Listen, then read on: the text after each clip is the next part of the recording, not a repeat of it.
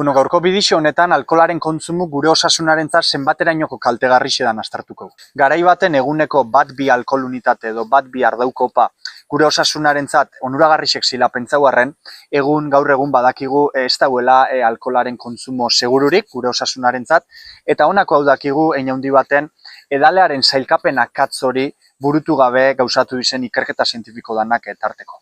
Baina zenbaterainoko kaltegarrixe da alkohol honen kontsumu gure osasunarentzat, goazen ikustera.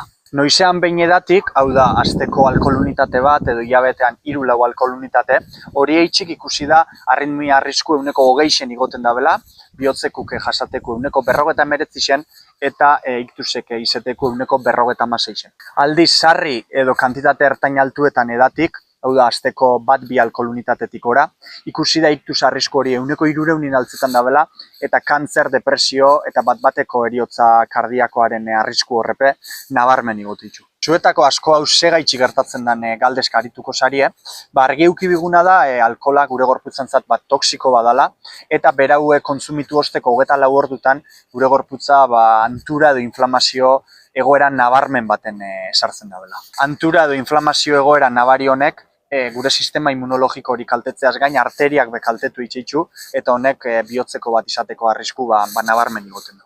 Hortaz, argi eukibiguna da alkoholaren kontsumorik seguruena eta gomendagarrixena beti 0 kopa edo unitateko izango dela. Zaindu.